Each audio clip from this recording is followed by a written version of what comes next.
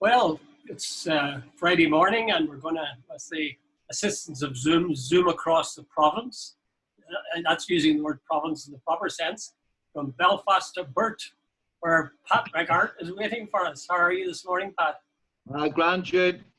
Fine summer's morning it is here, the sun's shining at Belfast, Burt, the metropolis of Burt, hey? Well, I don't know now. Yeah. I'm not sure that it's the wrong way to travel. You might be better going from Belfast to Burt than going from Burt to Belfast. Anyway, we're going to be talking about what it says in the papers, but actually it's the papers and websites, and the two items. Jude, can I cut across you here? Yeah. I'm going to do this deliberately on you because you usually ask me the question, and I'm going to ask you a question. Oh, okay. And I wrote this down because this is one you're going to love.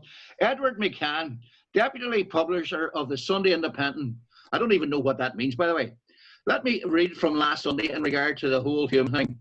In my view, he's talking about the coverage of Hume by the Sunday Independent. In my view, both at the time and now, however, the paper went too far, and its attacks on Hume and some of its coverage seem to have a vindictive nastiness that undermined sometimes genuine concerns. There was an undercurrent of antipathy towards Northern nationalism of whatever hue. What would grate with me as someone who has worked on both sides of the border? What, as a Northerner, do you think of that? Just hold on before you answer.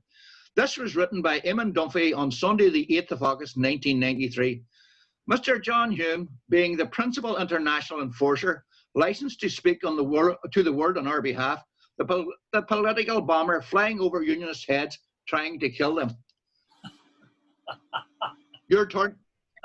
Well, all you're getting there really is, if you take the words of Dunphy, you're getting the concentrated view of what the Irish government and the Irish authorities worked really hard to cultivate in the minds of the people in the South.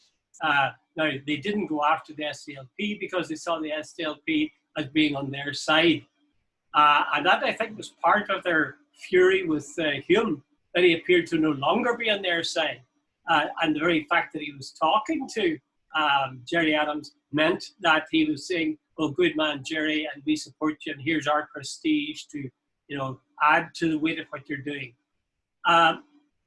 Actually, it's despicable. And what's even more despicable is the efforts that the Independent has made to justify what it did. In a way, I sort of sympathize with that, but not totally. Wait a minute. Why do you say you sympathize with it? Well, I sympathize in this way, that it's not unique. It's part of a pattern that was there.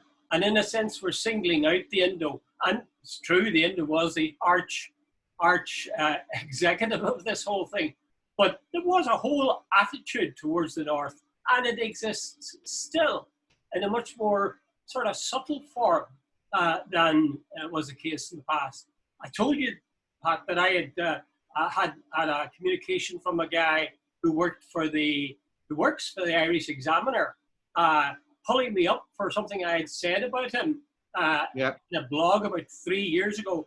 And in the course of our conversation on the phone, he brought up this thing about, I said to him, I believe that most of the media in the South are antagonistic towards republicanism. And he said, what? Do you really believe that? I said, yes. And he said, what do you think I am? And I said, well, yes, frankly, I think you are. And he said, I'm telling you, I'm such and such a year, I wrote so, which was in favor of it. And I said, well, what about all the other stuff you wrote? So again and again and again, not just in terms of the Indo. I mean, for God's sake, we had the RTE radio and TV programs where Shinner's voices couldn't be heard. Talk about stupid, talk about vindictive, talk about selective morals. It makes me sick. Frankly, it makes me sick.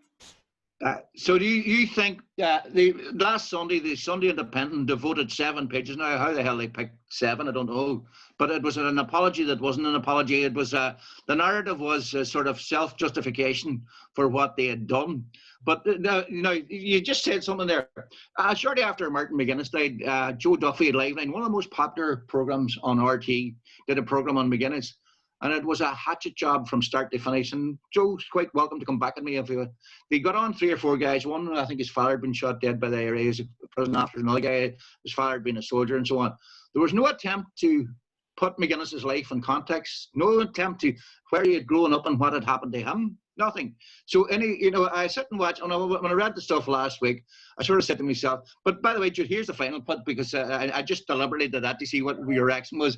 They were basically, the Independent are basically saying, look, it all ended well. Hume was actually photographed with Angus Finucane, the editor up in Darien, and it was all, and that basically Hume forgave him. I have no idea whether this is true, but I would seriously love to talk to certain members of the Hume family and ask them just the effect what it had on them and had on Hume, and whether Hume forgave them. Well, from many reports I have heard is that Hume suffered actually in terms of his health, his physical and mental health. That onslaught, I gather, affected him considerably. Although he was a robust character. You remember towards the end of that period of assault, he was going into 10 Downing Street, I think it was, and he said, I don't give 2 roasted balls of snow when anybody thinks. Yeah. Keep on doing it. He sounded like a pretty feisty guy who hadn't been put on the floor.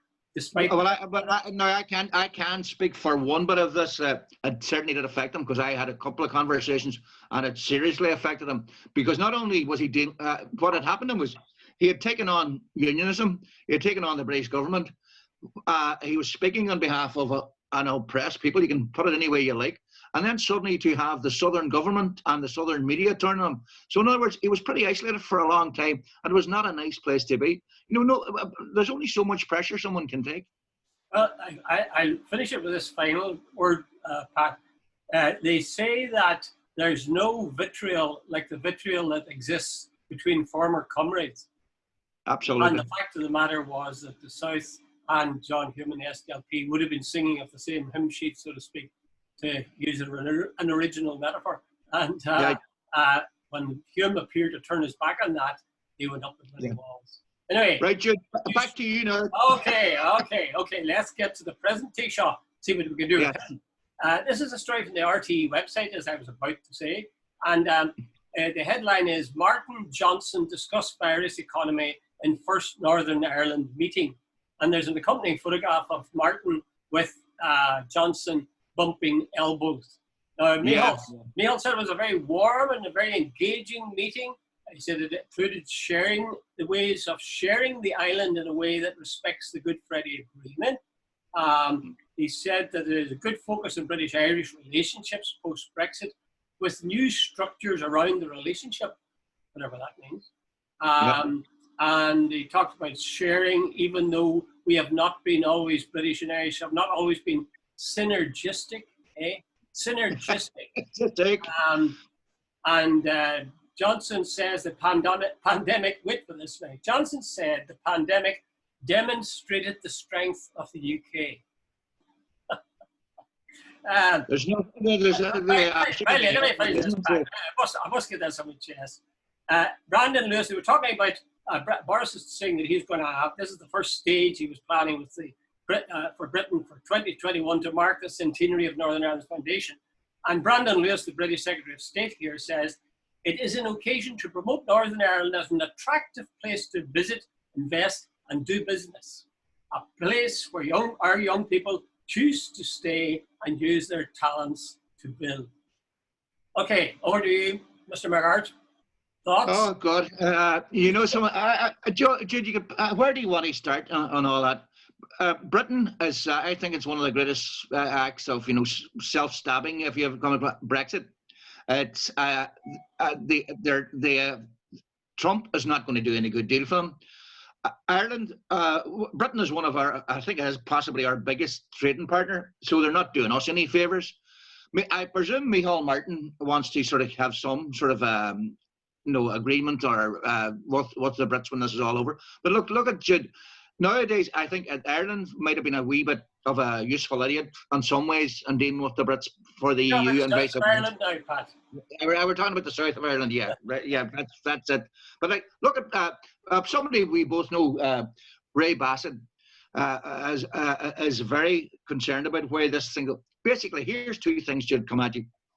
We got landed with the Republic of Ireland got landed with 42% of the bank bailout debt. The EU screwed Greece, Portugal, Ireland, Cyprus, all the small countries. And the big countries like Spain and Italy and France, who had all, and Germany, by the way, had also a lot of difficulty, they got off scot-free. Now, the other side of the story, we've had 800 years of dealing with the Brits, perfidious Albion.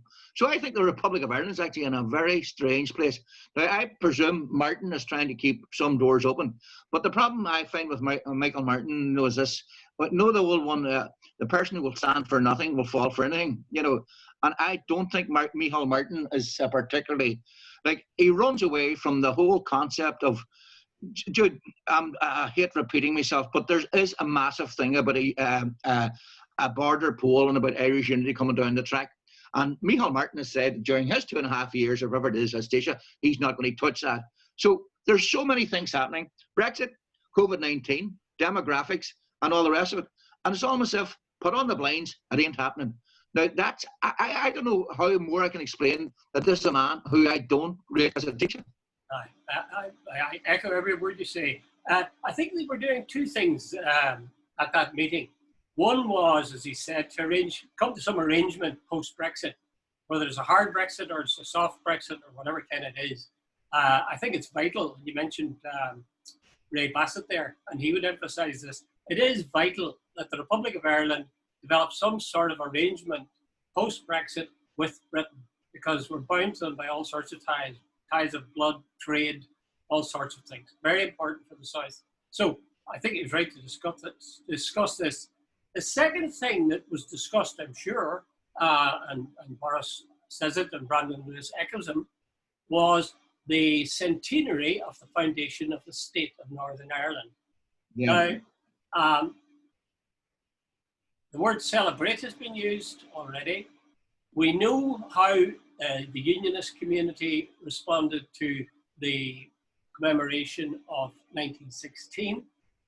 And thirdly, I would say, speaking myself as a nationalist/Republican, the very notion of celebrating the partition of Ireland goes against every sort of urge, any stance that I have.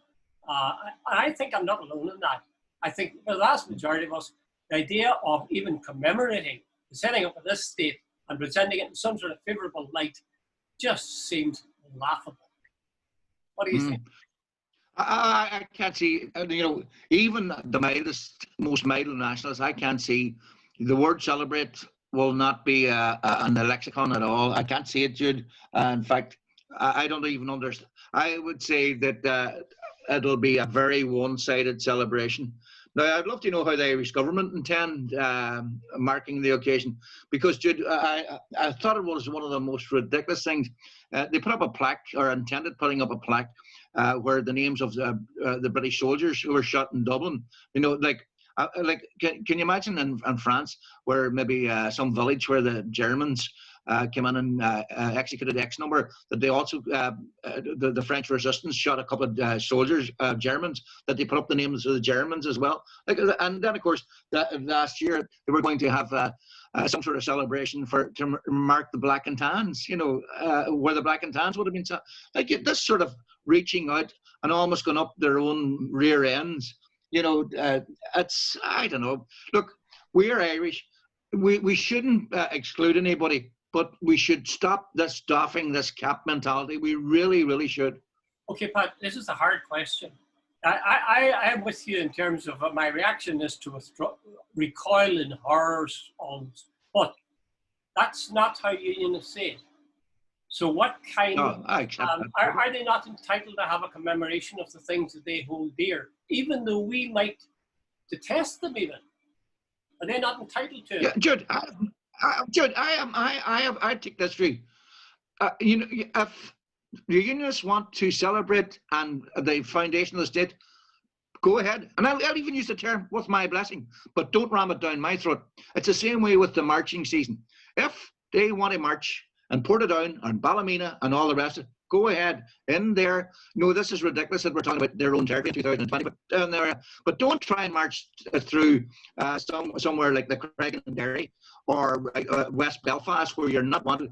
You know, we're a divided society, so respect each other's rights, but don't try and ram something down my throat as that I have to celebrate something that I would, as to use your term, would recoil from.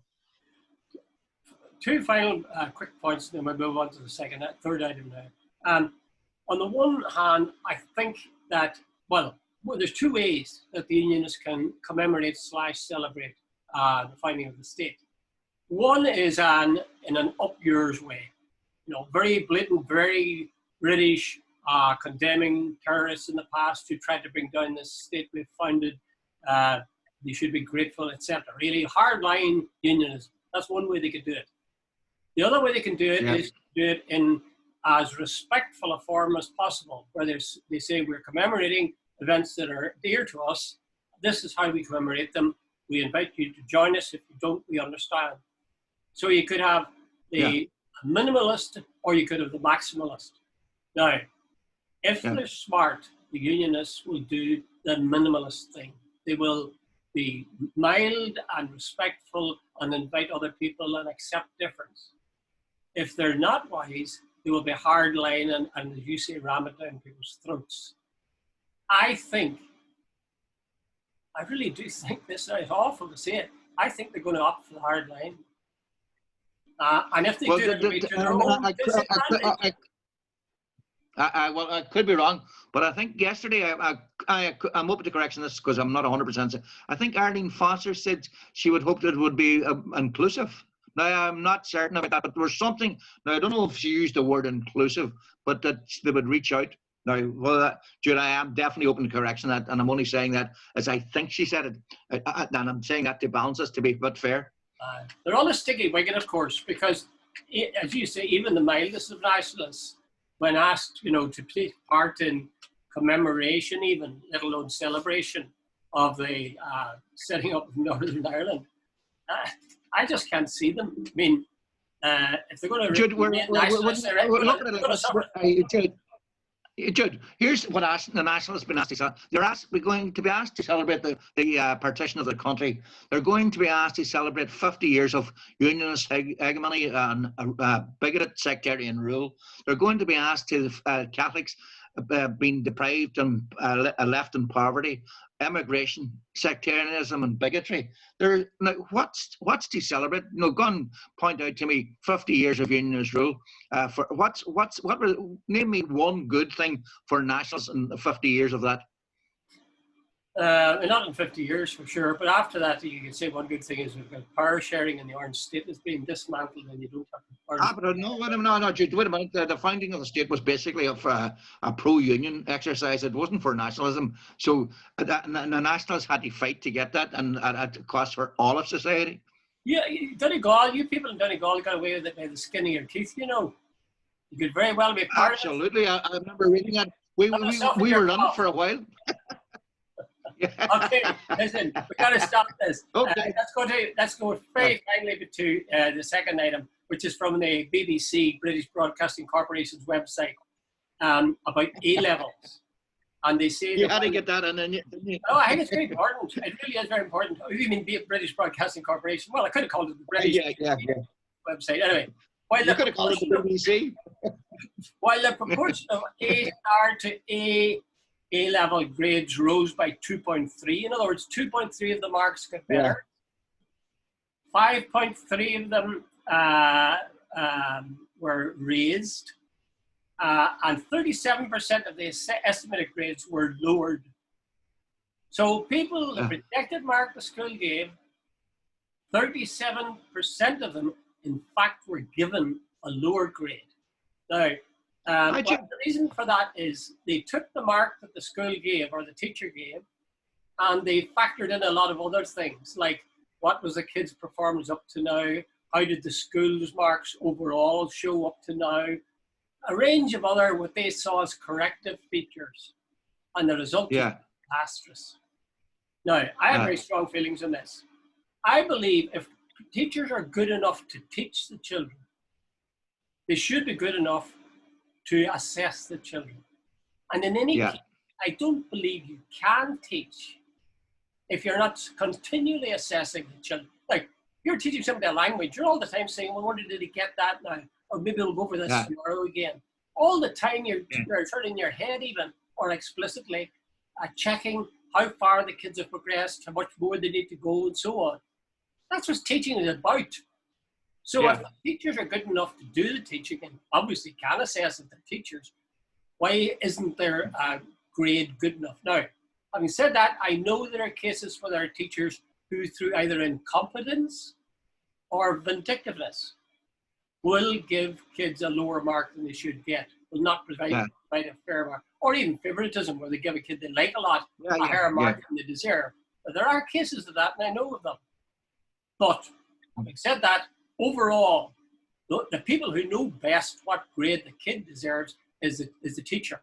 And the British government and the North have accepted now the fact that the teachers were wrong in nearly 40% of the cases. It's ridiculous. And they're landing themselves into a legal minefield.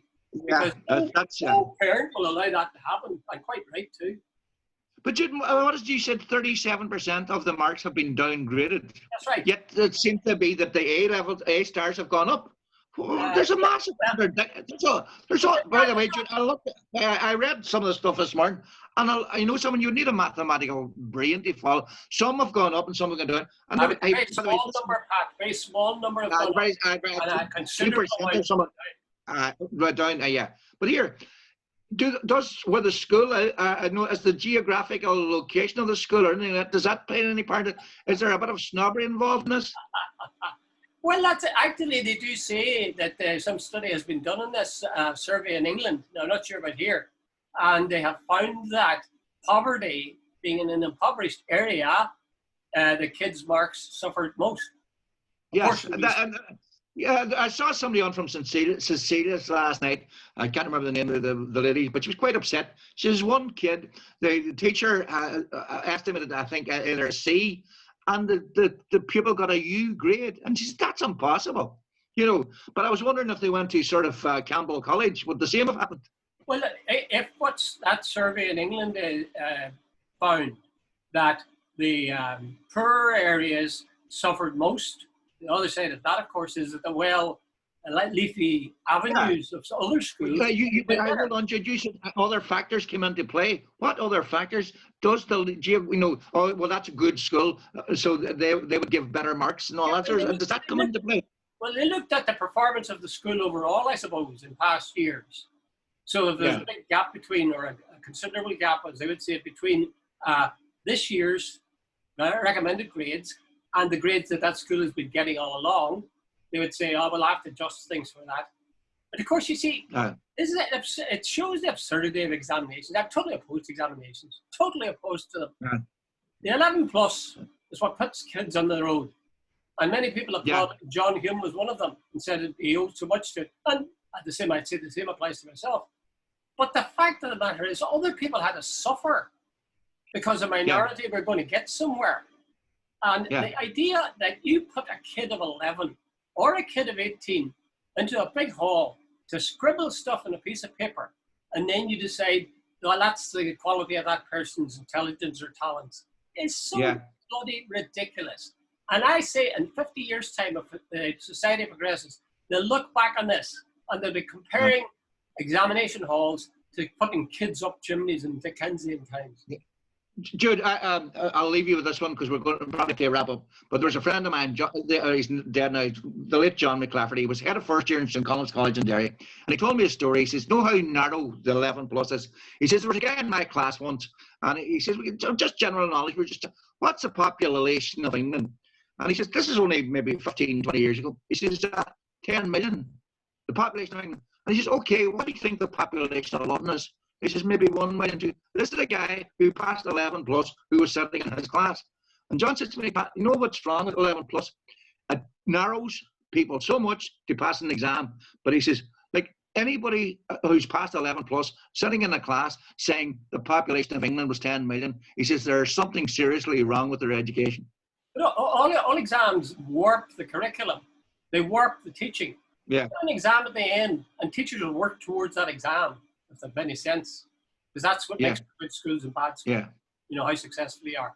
And of course, you've got kids who haven't had a chance to see themselves as educational successes or possible future educational successes, you've got a doubly hard time. I'll leave you with this, and I will just dangle this. I don't know if I've told you, but I am one of the few people who in the same day passed and failed the 11 plus. Remind me to tell you about that sometime, Pat. Okay. What a story. Good luck. Thank you.